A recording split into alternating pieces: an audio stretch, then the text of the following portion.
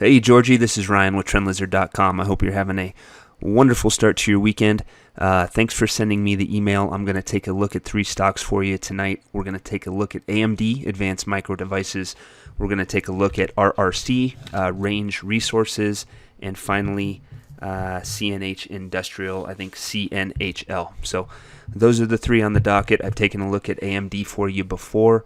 Let's do it again. We're going to start there. As you know from last time, it was just in this massive counter trend move. None of this matters too much. The only thing we care about is what's happened off the 2015 low.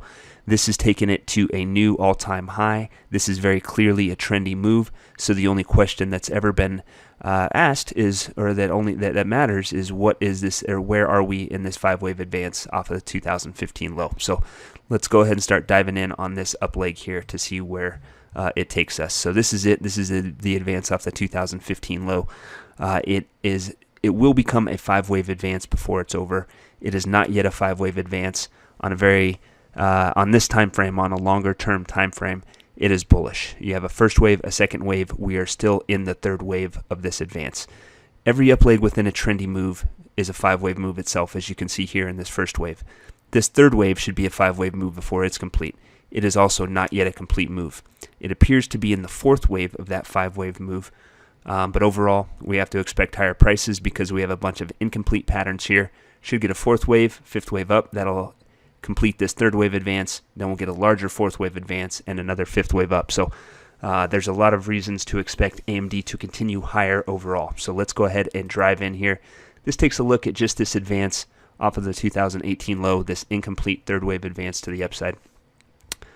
I go into the detail here just to show you how well it's subdivided along the way. Again, it shows you that we had a second wave off the late 2018 low. We've had a third wave advance, a very nice five-wave move to the upside here. Since then, in 2021, a larger fourth wave pullback has begun. Now, this is the largest pullback that AMD has undergone since that late 2018 pullback. So that gives us confidence that this is in fact a larger fourth wave correction. It does not yet appear to be over, and it can continue its way down into this yellow support area before it is. Potentially could head as low as 47. Generally, fourth waves aren't that sharp. The top of the range here is 67. You could see it head somewhere into this area before it turns up, and again, gives us a fifth wave to complete the five-wave advance that started in 2018. So let's go ahead and drive in. We're just going to take a look at this action off the 2020 low. You can see here the advance off the March 2020 low took a very nice five-wave move to the upside.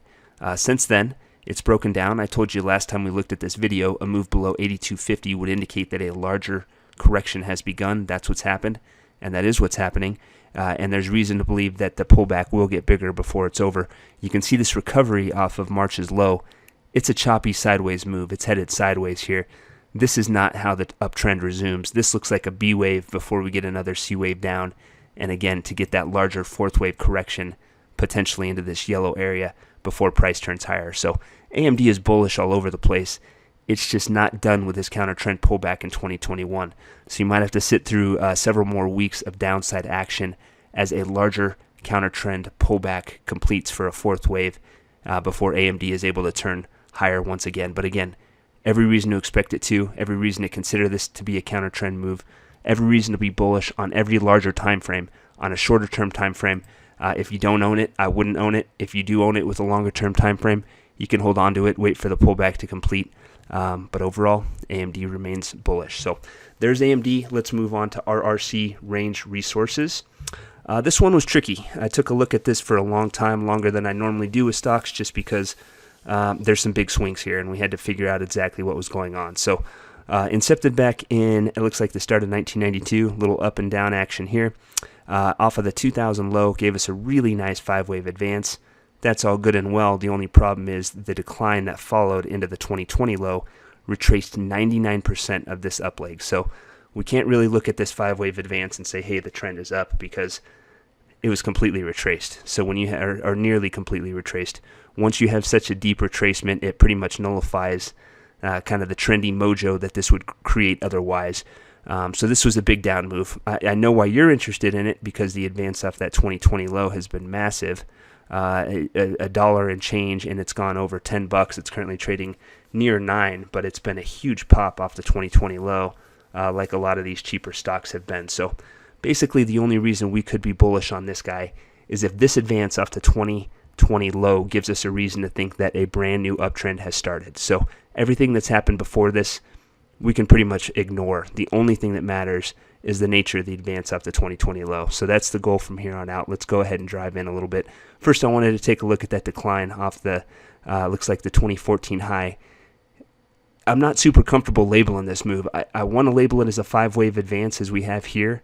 But again, that would just be 5 up, 5 down. That doesn't really give you a good reason to buy or sell or trade it at all. But it looks like it could be a 5-wave move.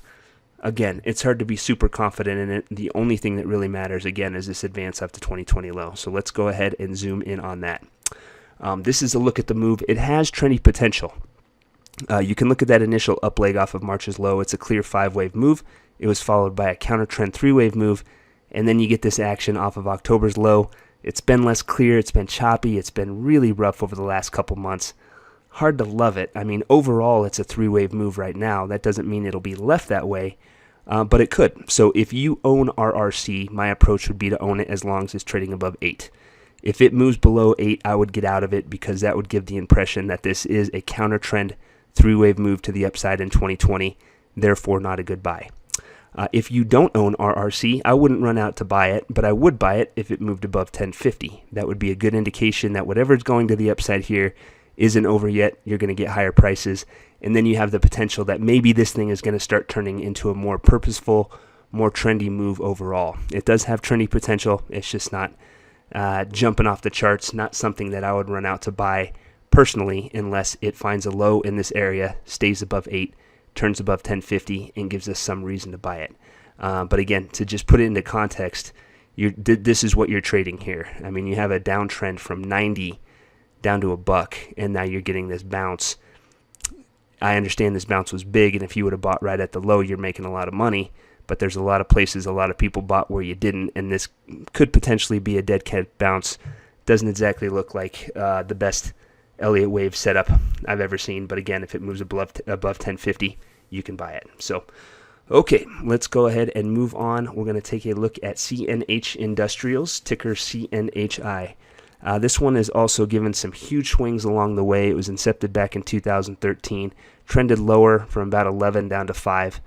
In 2016, it got it in gear, gave us a nice 5-wave advance to the upside, which was immediately retraced by a very large pullback in 2018 to 2020. Now, the good thing about this relative to RRC is you have a trendy 5-wave move, and then you have a very clear counter trend 3-wave move. So at least the two patterns that we are seeing, even if this one was fully retraced, are trendy or bullish in nature. Trendy upside, counter trend downside.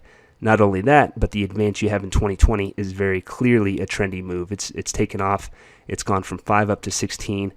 It's not complete yet. It's set a new high. Basically, all we need to worry about is where are we in the 5-wave advance off the 2020 low. So that's the goal here. Let's zoom in. This is that advance.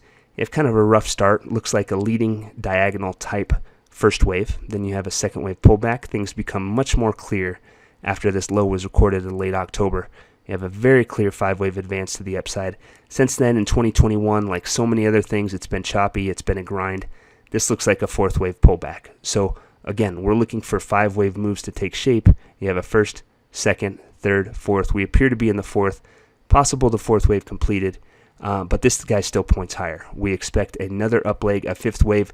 Once we get that 5th wave, you're going to have a completed 5-wave advance, and you will get a much larger pullback. So once you get an up move that takes off to new highs, you can certainly own it, but if that move fails at any point, then you're going to know that this entire advance off the 2020 low has completed. So let's go ahead and zoom in and just look at this 2021 action here.